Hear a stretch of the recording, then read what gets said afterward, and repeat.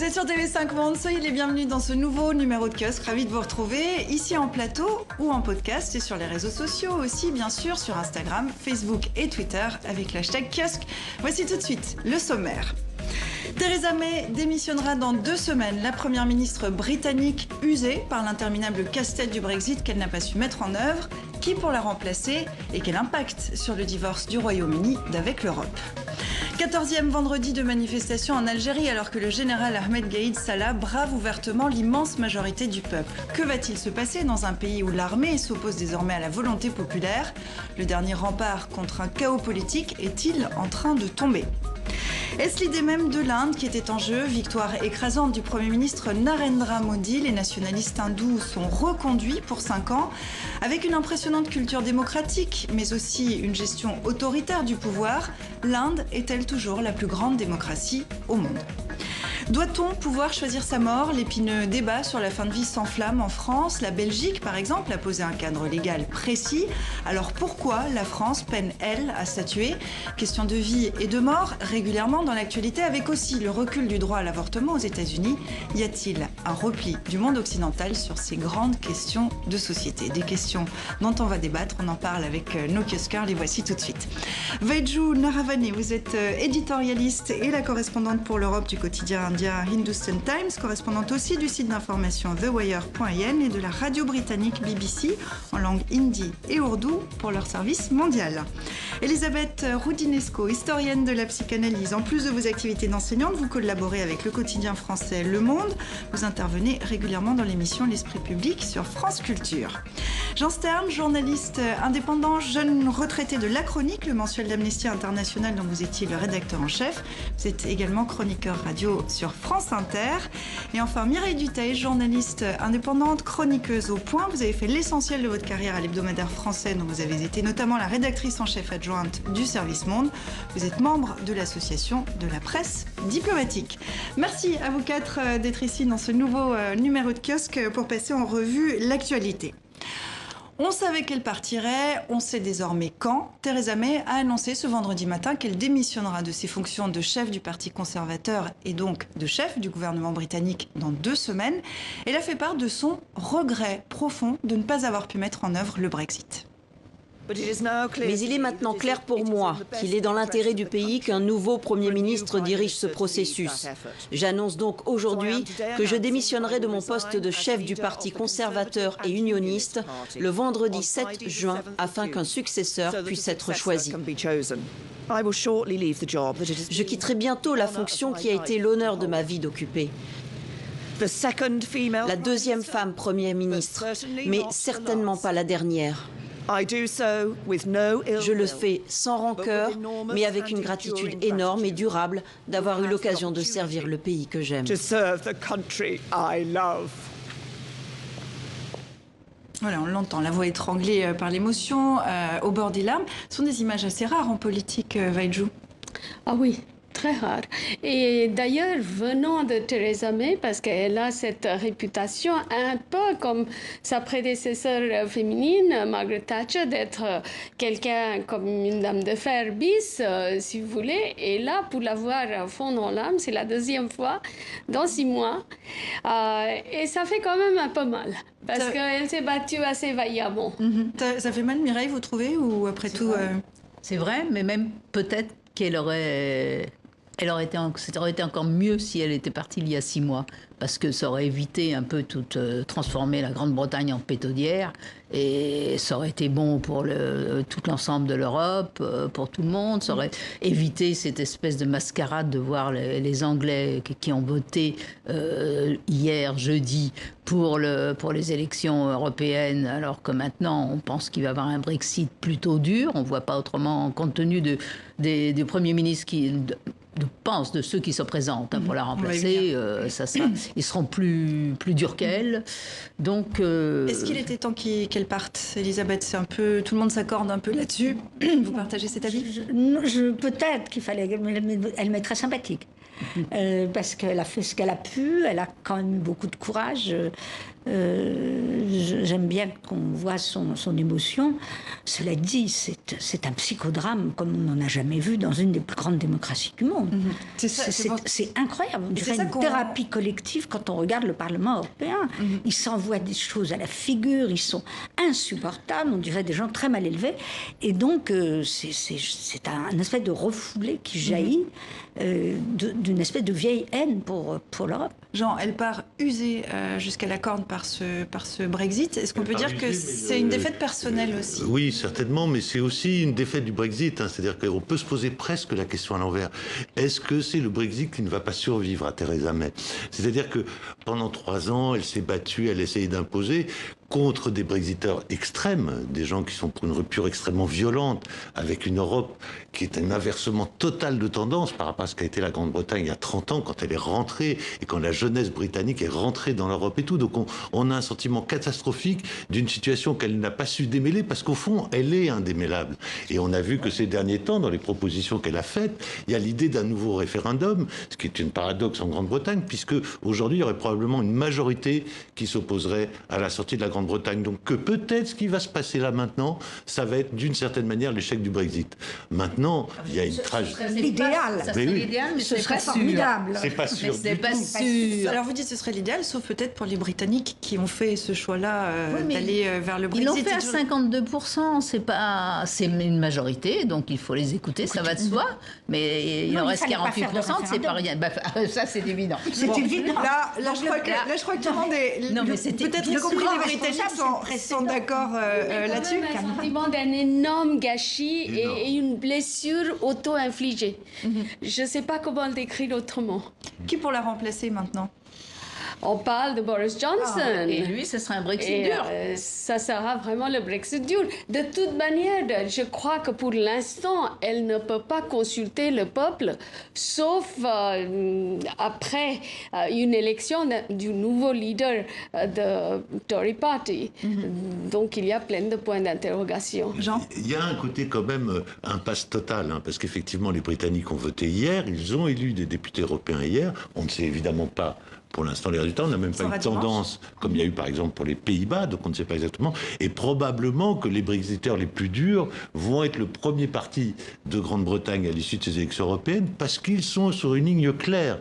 Les autres, Theresa May est aussi victime du bipartisme à l'anglaise qui est au bout du rouleau, et donc d'une certaine manière c'est les deux grands partis traditionnels britanniques, les conservateurs et les travaillistes, qui ne savent pas sur quel pied ils dansent, qu'ils ne savent plus dans quelle maison ils habitent. Et d'une certaine manière, Elisabeth, vous avez raison, comme dans de nombreuses démocraties occidentales aujourd'hui. Pour conclure, Mireille, sur ce thème, c'est...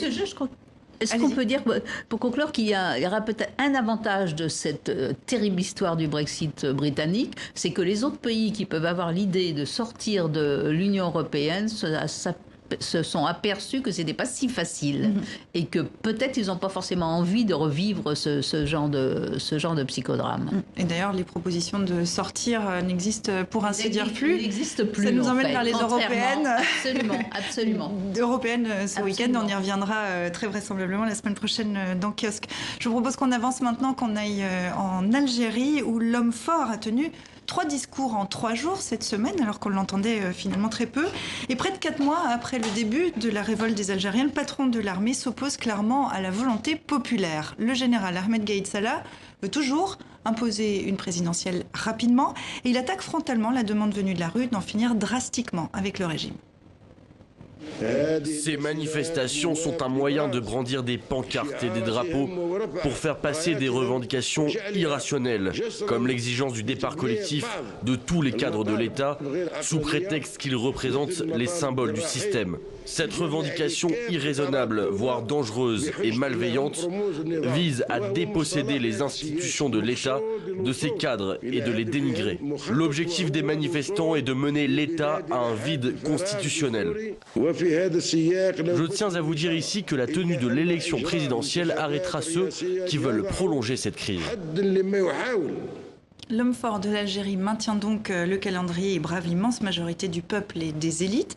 Mireille, on avait quand même l'impression que l'armée était le dernier rempart contre le chaos politique. Aujourd'hui, est-ce que l'armée s'oppose au peuple? Qu'est-ce qui peut advenir?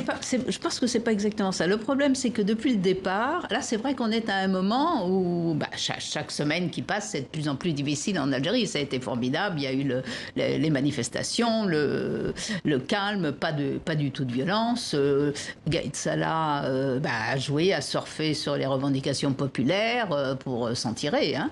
Bref, et maintenant, il y a un moment où il faut trancher. Mais en même temps, je pense que l'armée ne veut pas totalement s'opposer au peuple. Ce que l'armée ne veut pas, c'est qu'en ayant un pouvoir civil, c'est-à-dire en passant tout un pouvoir sans élection immédiate, elle soit complètement balayée, même de son rôle de tireur de ficelle derrière le rideau, comme ça a toujours été le cas en Algérie.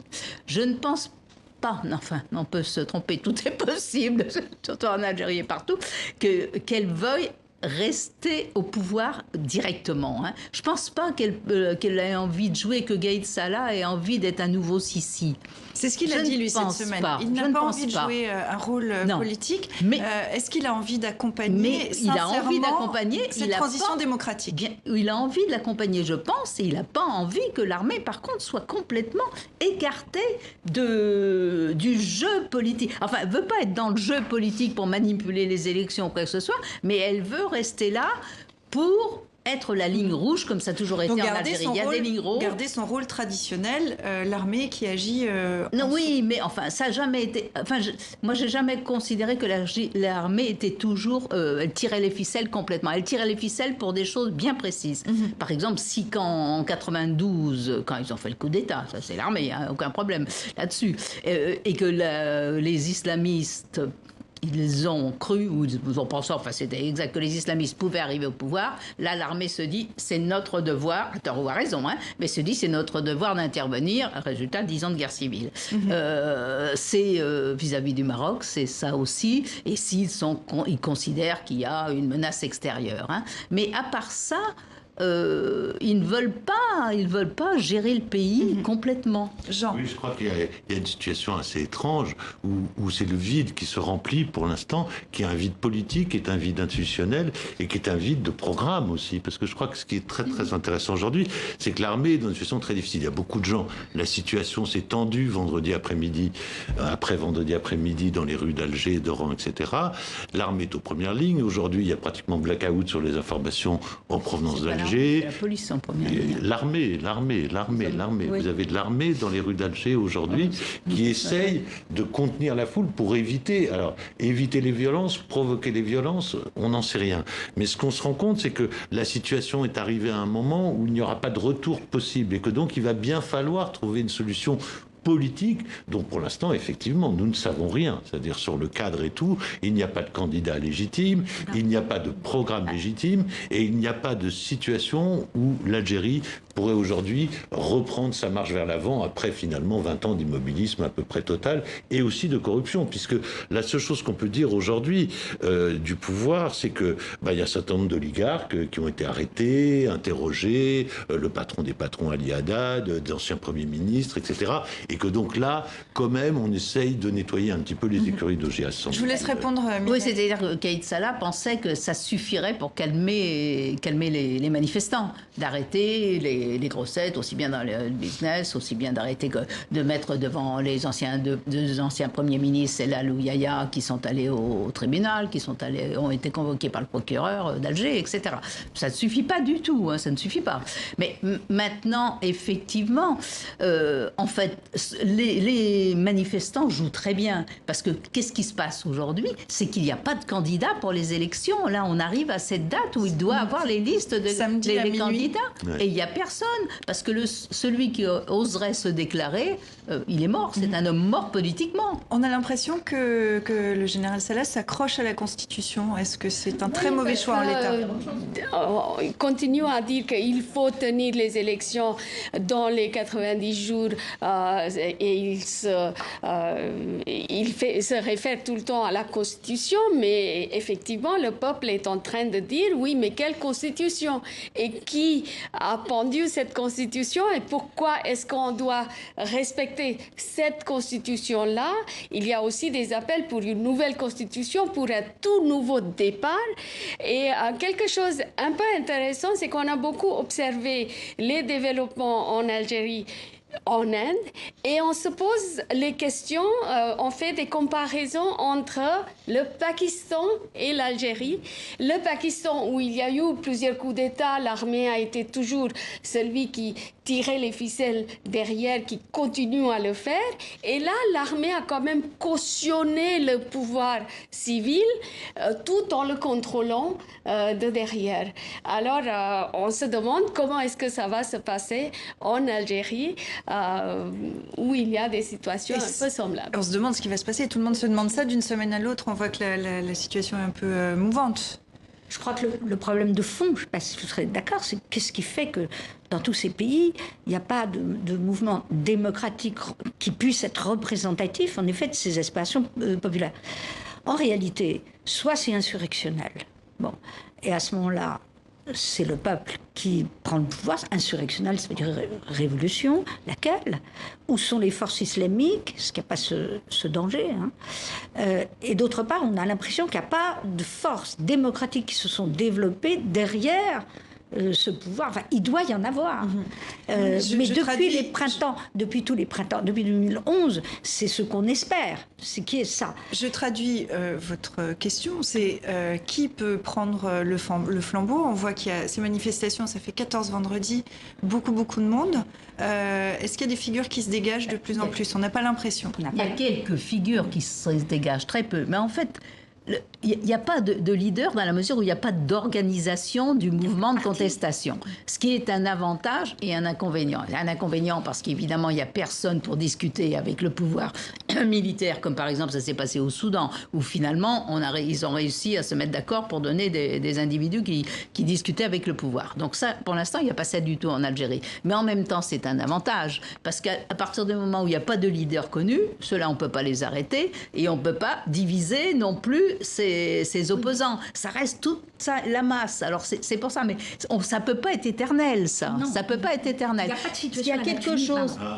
Il y a juste quelque chose qu'il faut remarquer quand même, parce que Gaïd Salah, là, cette semaine, lorsqu'il a reparlé des élections, il y a un des discours, il n'a pas dit le 4 juillet.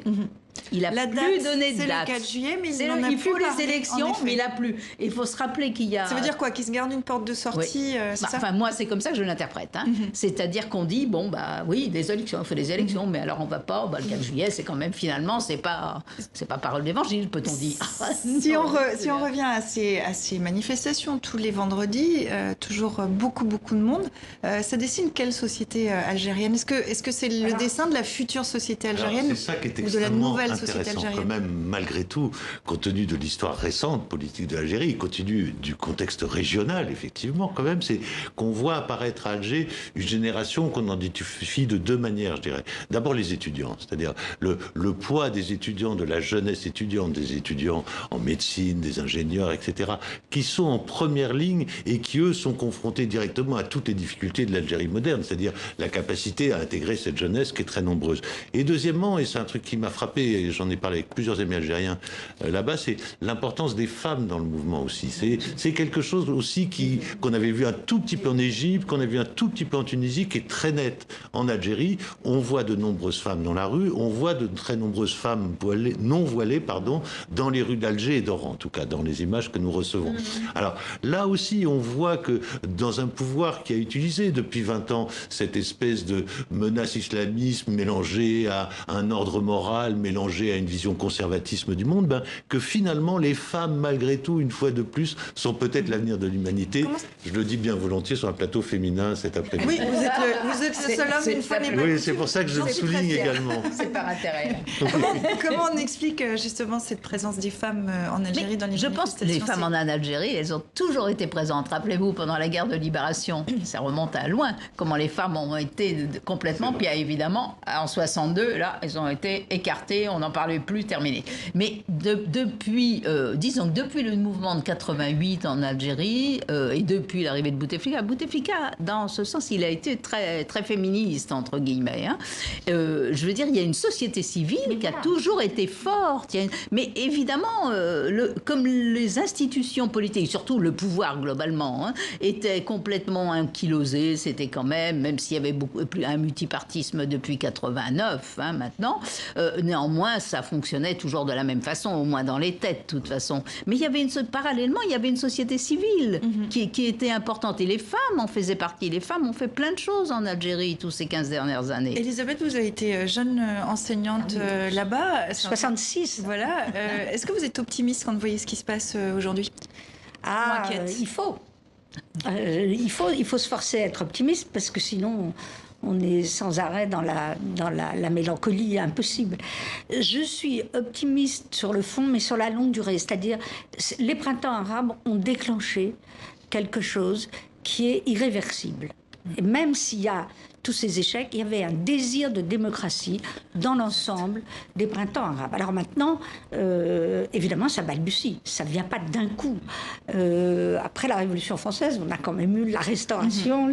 Je veux dire, c'est lent, ces processus lents. Alors, évidemment, à l'échelle d'une vie, on est très impatient, mais il y a toujours des sociétés civiles qui se forment et des idées qui avancent malgré le chaos. Alors, on peut espérer que peut-être les militaires auront quand même l'idée d'introduire quelque chose de cet ordre. Mais une chose que je constate en tout cas, c'est que la population n'est pas encore insurrectionnelle. Non, pas du tout. Ce que j'appelle insurrectionnel, c'est prendre le pouvoir. Il n'y a pas de quoi. Ce qui m'amène presque à la conclusion, c'est évidemment, je ne vous demande pas de sortir votre boule de cristal, mais comment vous voyez évoluer la situation dans les semaines à venir? Tout ça est très, très mouvant. Et surtout, à quand l'acte 2 de cette transition démocratique? C'est très difficile parce que effectivement, quand je disais tout à l'heure, le 4 juillet, c'est pas une date qui est absolument qu'il faut respecter à toi. En même temps, c'est la fin des 90 jours qui avaient été donnés au président de la République par intérim. Il a 90 jours normalement. Donc, il va falloir que soit Gaïd Salah pour calmer tout le monde et que ça ne devienne pas insurrectionnel, mais ça ne deviendra pas, je ne pense pas, va essayer de reculer encore. Et ils vont essayer de mettre en place une sorte d'institution pour la transition, et en disant après, bon, on fait d'autres élections en septembre. Enfin, ils vont, je pense que ça va être ça, parce que sinon c'est la violence. Et la violence, j'y crois pas vraiment, c'est trop tard, peut-on dire. Pour conclure vraiment, est-ce qu'on peut d'ailleurs parler de transition démocratique? Est-ce qu'on peut repartir de transition? Est-ce qu'on peut parler sur le temps long? Mais ce qu'il ne faut pas oublier, c'est qu'il y a eu un premier printemps d'Alger qui n'a pas duré très longtemps, mais il était au printemps précisément,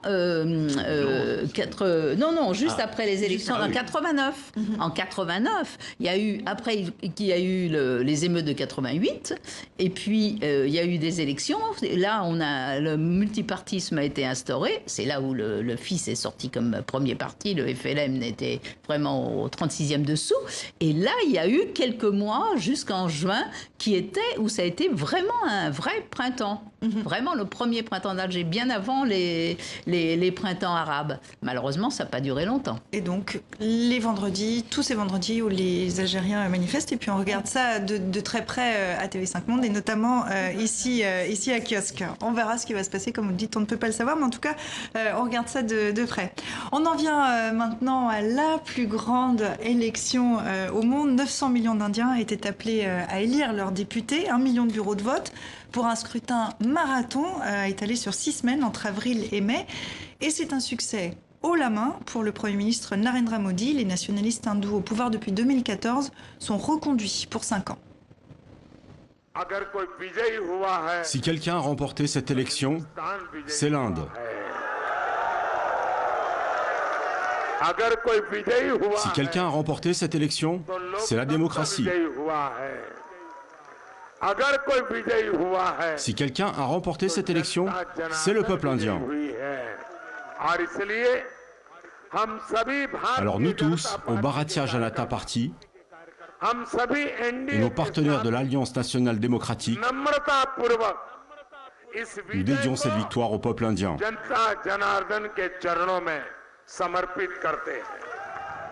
Alors, on s'attendait à la victoire du Premier ministre sortant, certes, mais sans majorité. Or, la coalition emmenée par son parti dépasserait largement la majorité absolue de 272 élus. Est-ce que l'ampleur de cette victoire vous a surprise ? Ah oui, je crois que l'ampleur de cette victoire a surpris aussi le parti au pouvoir, qui est le BJP. Dans les élections de 2014, ils avaient quand même obtenu 282 sièges. Cette fois-ci, ils ont largement dépassé ces 282 sièges. Je crois que le BJP et leurs alliés ont bien plus que 305 sièges à peu près sur 542. Je crois que les Indiens, et il y a énormément de jeunes Indiens qui sont entrés dans ces élections parce que l'Inde ajoute 18 millions de nouvelles âmes à sa population tous les ans. Donc 18 millions d'Indiens 18 millions de d'Indiens sur de Terre plus chaque année. Tous les ans. Ouais. Et alors, c'est cette jeunesse-là qui voit dans Modi quelqu'un qui est issu d'une famille très modeste, qui est arrivé là où il est arrivé, et malgré son discours polarisateur, parce qu'il a quand même mis les hindous contre les musulmans et tout ça, je pense pas que la jeunesse a voté pour ça. La jeunesse a pensé que moi aussi, je peux arriver. Je peux devenir quelque chose, je peux casser les barrières de caste et de religion et tout ça. C'est un drôle de combinaison des choses parce que d'un côté, le parti au pouvoir a essayé de diviser l'électorat, a essayé de remonter les uns contre les autres et ça a quand même réussi. Et puis c'est vraiment Narendra Modi qui est au centre du jeu, y compris dans son parti. Alors il faut rappeler effectivement d'où il vient. Il faut aussi rappeler qui il est aujourd'hui, c'est-à-dire qu'on le dit assez autoritaire, culte de la personnalité. Il y a une série qui lui est consacrée, assez romancée sur sa vie, sur une plateforme indienne. Il y a un film en préparation à Bollywood. C'est Modi Superstar en Inde, c'est ça ? Totalement. Et il a utilisé tous les moyens de communication possibles. Il a 40 millions de personnes qui le suivent sur Twitter. Il est vraiment adulé de partout et surtout du petit peuple. Donc, alors, si vous allez voir côté des intellectuels, côté des têtes pensantes, etc., il y a vraiment énormément d'opposition à Modi. Parce qu'il est quand même un peu liberticide. Il a quand même essayé de mettre des gens en prison uniquement parce qu'on ne l'aime pas. Il a augmenté les lois de la sédition. Donc, je peux écrire un article aujourd'hui et je sais que j'ai reçu plusieurs appels de son gouvernement après mon dernier article sur les Rafales, la vente des Rafales, et personne qui exprime une opinion contre lui où son gouvernement est épargné. Ce que vous découvrez là, c'est un scénario qui est très à la mode. Hein. Ah oui, c'est populisme plus nationalisme. C'est pas la peine de chercher midi à 14h, c'est une vague mondiale. Donc ça veut dire qu'il y a quand même un énorme problème général qui est la terreur de la mondialisation. En général, la peur générale de perdre les vieilles valeurs religieuses, patriarcat, souveraineté, etc. Ce qui prouve d'ailleurs que les valeurs nouvelles de mondialisation, je ne parle pas de l'horrible capitalisme financier, mais les valeurs universelles sont en progression. Si ça provoque, c'est le symptôme d'un progrès agissant, la réaction contre. Donc je pense qu'à un niveau mondial, on va avoir pendant quelque temps ces espèces de réactions nationalistes-populistes et que, en effet, derrière, on voit une autre évolution. Alors reste qu'est-ce qui va se passer. Venant d'un pays aussi peuplé, est-ce que c'est inquiétant ? Oui, c'est quand même, il y a quand même des aspects évidemment très inquiétants. D'abord par la puissance. C'est 1,3 milliard d'habitants. Oui, c'est comme le Brexit. Mais oui, et par les enjeux derrière. C'est-à-dire qu'en Inde, vous avez des enjeux économiques. Bien sûr. Alors, En Inde, vous avez des enjeux économiques, vous avez des enjeux démographiques, on nous en a parlé, vous avez des enjeux climatiques énormes qui sont considérables. Deuxièmement, l'aspect liberticide, on en parle assez peu, mais réel. Amnesty International, les bureaux ont été perquisitionnés en Inde, on a arrêté des gens, on a fait des lois contre le financement des ONG, donc il y a un durcissement législatif très net contre les voix d'opposition. Cela dit, ce qui est intéressant, c'est de voir que ce mouvement mondial, dont parlait Madame Roudinescu à l'instant, est un mouvement qui marche. Hein. C'est-à-dire que globalement, en Inde, aux États-Unis, en Hongrie, pour prendre quelques leaders, on peut mettre à part le cas Bolsonaro, mais qui est très récent, donc il vient d'arriver au pouvoir, on ne sait pas exactement. Ces leaders qui mettent en avant l'identité nationale, qui mettent en avant le nationalisme, ils sont extrêmement populaires et ils sont, on vient de le voir en Inde, brillamment réélus. Mireille. Oui, bien sûr, mais c'est vrai, on le voit, mais c'est partout. C'est la Turquie, il ne faut pas oublier. Bien sûr. C'est l'Égypte, parce que les gens ont l'impression qu'on leur redonne une valeur et une fierté. En fait, c'est ça. Et non pas être dissous dans la mondialisation. Mais c'est terriblement inquiétant, ce genre de choses. On parle de national-populisme à l'indienne. Quelles en sont les caractéristiques? Parce que là, on a fait un petit tour du monde. Voilà. Qu'est-ce qui caractérise le national-populisme indien? Oui, un double discours. D'abord, c'est celui de majoritarisme, donc 80% de la population étant hindoue, l'Inde, c'est la nation des hindous, qui fait qu'on est en train de complètement détruire le tissu séculaire qui a été établi en Inde par la constitution indienne qui se définit comme étant séculaire. Et c'est deux identités qui s'opposent, si je vous résume. Oui, voilà, pour eux, c'est les musulmans qui sont vraiment la menace, et la menace musulmane est vue d'abord comme les gens qui nous ont envahis, que les hindouistes étaient faibles devant les musulmans. C'est les musulmans qui nous ont, entre guillemets, dominés pendant plus que 1000 ans avec les dynasties mogholes et tout ça. Et couplé avec ça, il y a ce discours archi-sécuritaire. Le Pakistan est notre ennemi.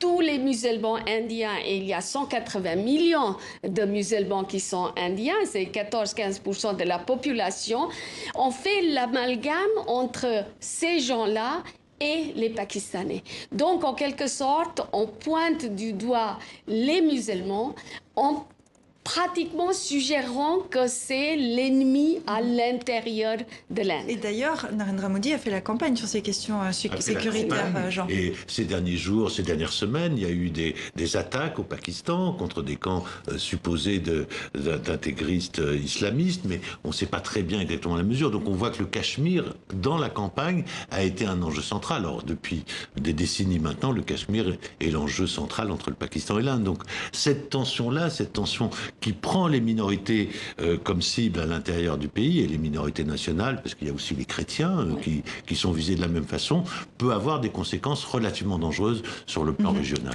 On va s'intéresser à la démocratie indienne, qu'on cite souvent en exemple. Ce miracle électoral indien remonte à 1951. L'Inde faisait le pari de sa première élection au suffrage universel, alors que seulement 11% des Indiens savaient lire et écrire.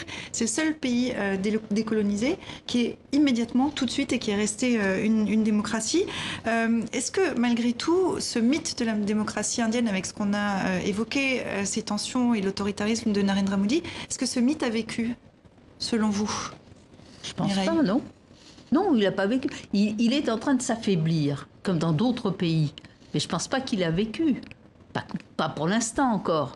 Les Indiens, je pense qu'ils ont voté comme ils voulaient. Alors après, si effectivement, au-delà du vote, il y a de plus en plus d'actes liberticides sur la presse, au niveau de la justice, que la justice devient complètement aux ordres, là, effectivement. Mais pas l'impression qu'on est encore à ce stade. Donc on ne peut pas dire que la démocratie a vécu.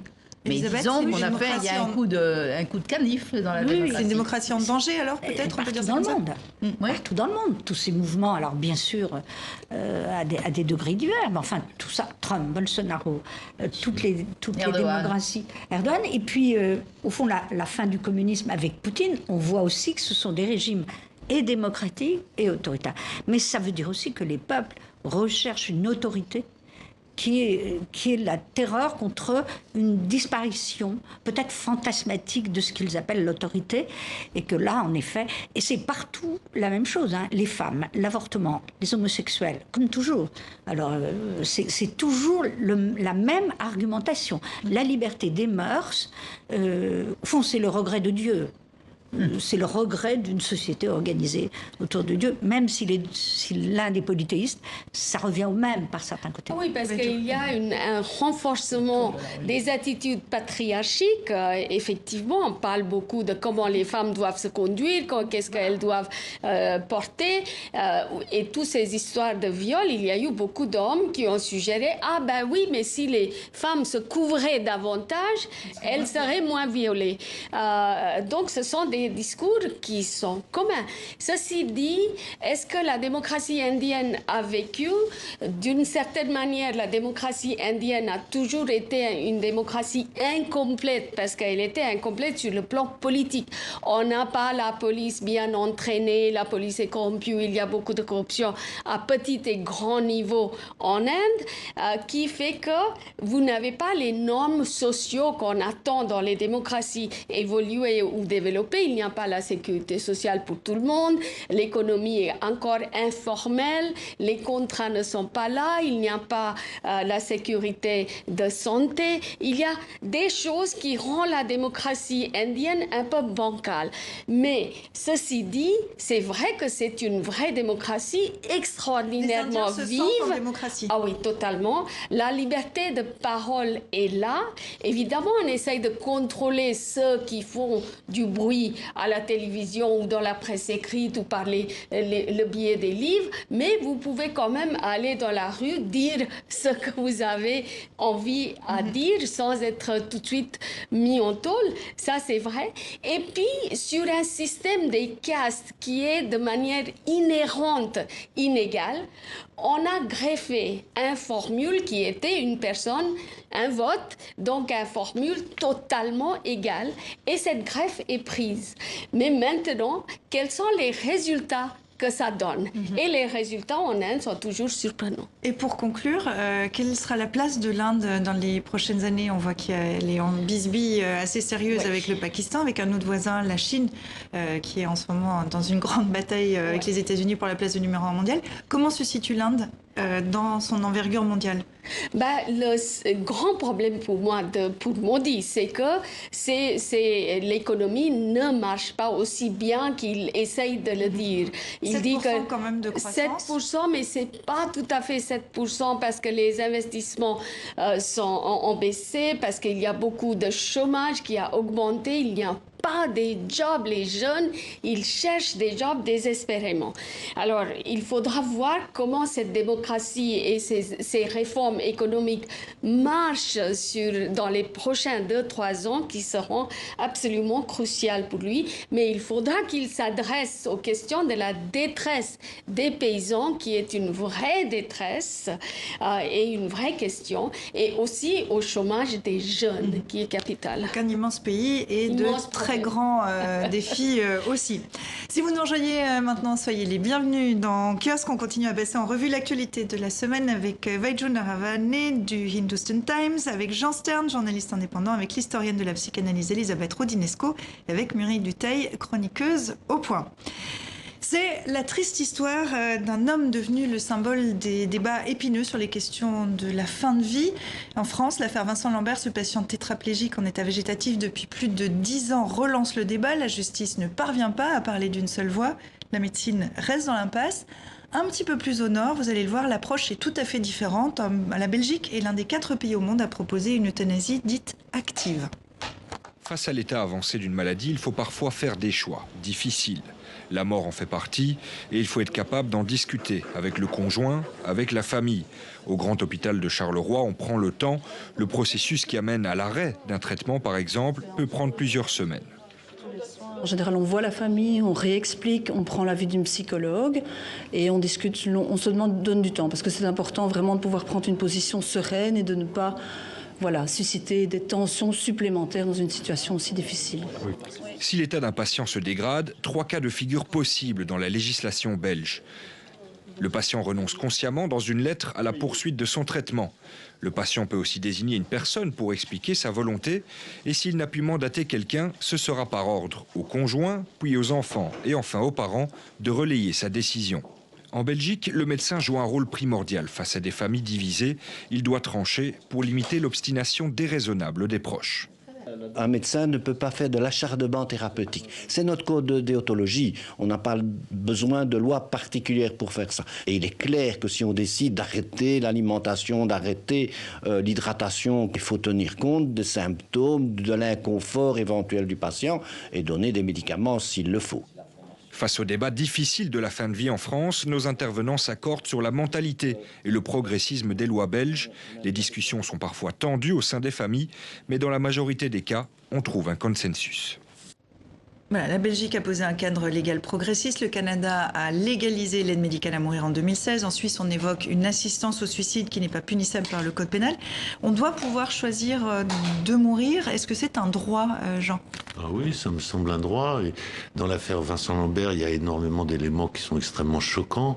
Sur le plan même strictement individuel, il y a quelque chose, moi, qui me bouleverse presque. C'est la bagarre, finalement, au sein de cette famille, entre les parents complètement déchirée, hein. Et sa compagne. Et au fond, déjà, si la loi pouvait dire une chose, c'est-à-dire que, si j'ose dire, on ne choisit pas ses parents, mais on choisit sa compagne, son compagnon. Et donc, je vois pas en quoi, là, les parents peuvent se mêler de cette histoire. On voit que la France est incapable, sur des sujets comme ça, de mettre au point des législations claires. On est embourbé dans des débats sans fin sur des choses comme la PMA, la FIV, qui paraissent presque d'un autre âge, c'est-à-dire avec des crispations dont on ne comprend pas très bien les origines et dont on ne comprend pas très bien le courage des politiques de ne pas vouloir les affronter. Elisabeth, la France a du retard par rapport à la Belgique voisine ? Ça va vous paraître bizarre, mais bien entendu, je suis pour l'arrêt des traitements et je trouve que cet acharnement est fou. Mais ce qu'on nous a présenté de la loi belge et qui existe aussi en Suisse, le très grand danger, c'est donc l'euthanasie active et surtout le suicide assisté. C'est-à-dire qu'à terme, si on ne met pas une limite très très très claire, à savoir une maladie organique définitive, absolument inguérissable, un état végétatif, on en parlera, on peut être amené à faire de l'assistance au suicide sur un grand dépressif qui a envie de mourir. Ça, niet. Alors, les lois encadrent, les lois dans ces pays... On ne va pas à aider quelqu'un à se suicider quand il n'a pas une maladie organique gravissime dont une... Alors justement, les lois servent à encadrer, c'est le cas en Belgique par exemple, au Canada. Pourquoi en France, la France n'arrive pas à statuer sur ces questions-là ? Je pense que la France, en fait, a un fond très conservateur. Et que dans ce pays qui est laïque depuis des lustres, n'est-ce pas, il y a toujours il y a un vieux fond catholique et religieux qui existe. Mais il existe dans le monde entier. Il existe dans le monde entier, mais ici, je veux dire, quand il y a eu toutes les manifestations pour le mariage pour tous, gay et tout ça, ça se voyait bien. En même temps, je pense que c'est une minorité, ça. Mais auquel la majorité n'ose pas trop s'attaquer directement. Juste un mot, du point de vue de la science, c'est pas une fin de vie, Vincent Lambert. C'est un état de conscience altéré à zéro, avec un état végétatif qui fait que il faut arrêter un traitement et non pas un appareillage. Il y a 1500 cas en France, c'est-à-dire que, au fond, c'est un mort-vivant. Il est à la fois vivant et mort. S'il n'y avait pas la médecine, il serait mort, puisqu'il faut l'alimenter. Mais en même temps, l'argumentation des parents, c'est de dire, mais il n'y a pas d'appareillage, etc. Il y a une simple nourrissage. Donc on est devant un cas très particulier où, en effet, je ne comprends pas, puisque c'était la femme qui avait l'autorisation légale, ce qui s'est développé au sein de cette famille est évidemment délirant, avec des parents... Une mère folle. J'ai regardé les vidéos, c'est effrayant. Il y a toute une idéologie, en fait là derrière. Voilà. Oui. On a l'impression aussi que personne. Attends, on a l'impression aussi que personne ne se soucie de ce que peut sentir ou pas ressentir. On a l'impression rien du tout. Il ne ressent plus, Vincent Lambert, plus rien apparemment. Hein. Mais de toute façon, même que lui, ça n'a plus d'importance. C'est deux équipes qui sont en train de se faire la guerre. Deux équipes. Je veux dire, ceux qui gagnent pas, qui va l'emporter. Et la justice, que fait épouvantable. C'est scandaleux et épouvantable. Il y a eu les images qu'on a vues en début de semaine des avocats et des militants à la cour d'appel de Paris, poussant comme si c'était un match de football, la victoire de l'équipe. C'était terrible même, je pense que c'est terrible. Mais ça renvoie à ce que vous dites et qui pour moi est un élément central, c'est-à-dire il y a un problème spécifique en France, à mon avis, avec la mort. Alors, est-ce que c'est les racines chrétiennes de l'Europe ou est-ce qu'au contraire, c'est les racines laïques de la France? On peut s'interroger. Si vous permettez que je dise qu'il y a toujours un problème avec la mort. Oui. Donc, attention, on est tous confrontés à ces questions. Mais quand même... Puis on va laisser la parole à Baïdjou. On est tous confrontés. Mais quand même... Par exemple, les directives anticipées, vous avez vu des campagnes en France pour rédiger des directives? Je vois des médecins donc ces directives anticipées, pour ceux qui nous regardent, c'est mettre noir sur blanc, ses volontés en cas de... Il y a 11% des Français qui ont fait leur directive anticipée, il y a plus de 45% des Belges, des Allemands, des Anglais, etc. Donc on a quand même un problème, ne serait-ce que d'information du public de la part... à la loi belge et à la loi suisse. Oui, mais c'est pas la loi belge et la Suisse, les directives anticipées, c'est les volontés du malade ou du futur malade. Mais on n'a pas à exécuter quelqu'un sur sa volonté non plus s'il n'y a pas une raison. Oui. On a déjà commencé à faire du suicide assisté sur des personnes qui n'avaient pas de maladie particulière. Ça, je ne suis pas favorable, pour la simple raison que ça supprime le suicide, qui est un grand acte de liberté, et qui veut dire qu'on le fait soi-même. Je vais vous donner la parole parce qu'on ne vous a pas entendu encore. Vous êtes d'origine indienne. Est-ce que ce rapport à la mort qu'on voit ici en Europe vous surprend? Il est différent en Inde, ce rapport à la mort. C'est-à-dire, on a un rapport à la mort qui est, je dirais, un peu moins complexe ou complexé, je ne sais pas comment le dire, parce qu'effectivement, en Inde, maintenant, évidemment, on met le corps dans une boîte et puis la boîte est consignée aux flammes, mais dans bien de cas, et dans 90% des cas, vous avez le fils qui est censé de mettre la flamme au pire, et que la famille est là et les proches de défunt, qu'il est mort. Oui, absolument, c'est post-mort. Du rapport à la mort. Tout à fait. Comme a entendu Elisabeth, on parle du rapport à la mort selon les pays. Oui, voilà. Et puis là, sa disparition devient quelque chose de très important, très concret. Le lendemain, vous allez prendre les dents, les ossements qui n'ont pas été brûlés, et puis ces cendres-là, vous les amenez pour les jeter au fleuve sacré pour que ça soit amené au grand océan et vers la soi-disant vers la libération. Je crois que pour les Indiens, ça fait peut-être moins peur. Ou sur le champ, tout le monde a autant peur que n'importe qui, mais le moment qu'on est devant la mort, je crois que les gens réagissent différemment en Inde. Il y a une espèce de... Alors, Elisabeth, je ne crois pas, moi. C'est l'impression que ça donne. Oh oui, peut-être parce que... Ça dépend. Je pense que là, on parle des rituels de mort. On ne parle pas du passage. La question, c'est le passage. Bien sûr. Bon. Aujourd'hui, en France, quand même, avec les soins palliatifs, des gens atteints d'un cancer généralisé, on arrête les traitements. Tout de même. Pas, bon. Ça pose des problèmes précisément sur les maladies dégénératives. Où là, vous avez quelqu'un de conscient. À quel moment il peut décider? Là, en France, quand même, on peut décider l'arrêt. Mais vous imaginez, dans le cas de Vincent Lambert, c'est évident qu'il faut arrêter. Mais ça veut pas être... C'est pas tout à fait le problème de la fin de vie. Il n'est pas dans une fin de vie. Le problème avec Vincent Lambert, c'est quand même, c'est au médecin de décider, c'est au corps médical quand même de décider si il faut arrêter ou pas. Et maintenant, tout d'un coup, en quoi les juges, les avocats, les juges se mettent comme ça à passer devant... Oui, je sais. Parce que les familles se sont disputées. Mais c'est invraisemblable, c'est un scandale. Oui, mais ça ne devrait pas être possible. Si vous voulez, c'est un scandale politique, parce qu'il n'y a pas la loi qu'il faut, il manque la loi. Évidemment, c'est pas possible. Et maintenant, on va devant l'ONU, c'est n'importe quoi. Devant l'ONU qui n'est pas compétente, puisque oui, mais attention, je pose la question, quelle loi? Alors, Voilà. quelle loi? Bien sûr. Je ne suis pas favorable à ce qu'on appelle ça euthanasie. C'est quelque chose qui fait penser à une mise à mort. Je n'aime pas ce mot. Évidemment, la facilitation de la fin de vie, ça va de soi. L'idée de faire une loi un peu plus appropriée. Mais attention aux excès qui peuvent... je répète, pas de suicide assisté, c'est tout à fait autre chose. Je voudrais qu'on élargisse un peu à ces notions de vie, de mort, ces questions de vie, de mort qui sont souvent dans l'actualité. Là, on en parle cette semaine en France avec l'affaire Vincent Lambert. On parle beaucoup aussi d'avortement, de droit à l'avortement. Notamment la semaine dernière, c'est le cas aux États-Unis, l'État de l'Alabama qui a renforcé sa loi. On va écouter une jeune femme qui s'était exprimée devant les députés de cet État, sans succès, vous allez le voir. J'ai été violée par un collègue et je me suis vite rendu compte que j'étais enceinte à cause de ce viol. J'ai entamé les démarches pour avorter et je l'ai fait.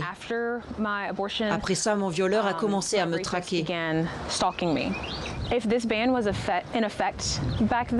Si cette loi avait été en vigueur à l'époque où j'ai eu recours à l'avortement, je sais que je n'aurais pas pu porter l'enfant de mon violeur. Et j'aurais soit eu un avortement dangereux, soit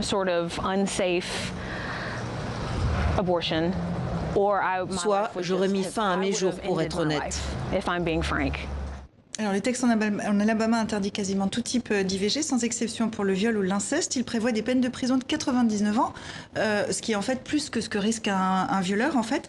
Ce droit à l'avortement de plus en plus remis en question dans le monde, et en particulier aux États-Unis, Jean. Oui, et même le Parlement du Texas, le Sénat du Texas est en train de discuter d'une loi où ça serait la peine de mort pour les femmes qui avortent. Donc, on va vers un truc. Voilà. Et si vous voulez, moi, ce qui me frappe, c'est, et peut-être ça relie un peu tous nos sujets aujourd'hui, d'ailleurs, hein, l'Algérie, l'Inde, la fin de vie et le débat sur la fin de vie, le début de vie aussi, puisqu'on parle de l'avortement, c'est la nouveauté du poids des religions et des extrémistes religieux, je dirais, dans les débats publics. Et ça, c'est quand même quelque chose qui est une régression pour l'humanité. Et de la science. Oui, et les le débats refus publics et d'accepter scientifiques. les gens, et le refus d'accepter les gens qui font quelque chose qui sont officiellement pas dans la norme. Exact. Et en particulier pour les femmes. Ouais. L'avortement, c'est quand même les femmes. Donc c'est toujours la même chose. C'est un retour en arrière en disons que réduisant le droit des femmes à décider pour elles-mêmes, quand même, de ce qu'elles apportent ou elles apportent pas. Et même en cas de viol, ce qui est invraisemblable. Mais je crois que ça marche de pair avec toute cette régression des libertés globalement. Elisabeth, est-ce qu'il y a un recul sur ces grands débats, ces grandes questions de société dans le monde occidental? Bien entendu. Mais il y a ce recul parce qu'il y a une avancée des possibilités de fabriquer la vie autrement. Juste un mot, il y a des campagnes épouvantables aux États-Unis, par exemple, pour persuader les femmes qui vont avoir un bébé trisomique, on a le droit à l'avortement, pour leur expliquer que c'est très très bien d'avoir un bébé trisomique, que c'est magnifique, etc. Donc, si vous voulez, ça va très très loin parce que c'est l'idée de la définition de la vie. Quelle vie vaut d'être vécue par... Et eux, pour eux, un fœtus est déjà une vie. Et bien, Jo, je vais vous laisser le mot de la fin. Effectivement, c'est la question essentielle, c'est où commence la vie, où finit la vie? Oui, mais je retourne à cette question de est-ce que nous avons tous peur de la mort? Est-ce que nous avons tous peur devant? Et je crois qu'il y a des cultures où il y a peut-être une certaine distance plus grande, je dirais pas.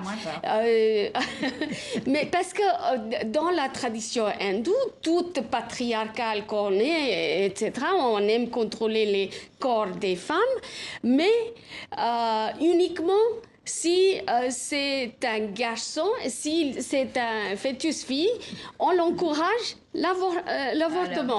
Donc, on va devoir s'arrêter là, mais je pense que ça donne matière à réflexion aussi. Discussion dont on aurait pu, il y avait encore beaucoup de choses à dire. Mais on va conclure cette émission comme toujours avec l'aide de Dilem. Qu'est-ce qu'il a retenu de l'actualité? Bien, regardez.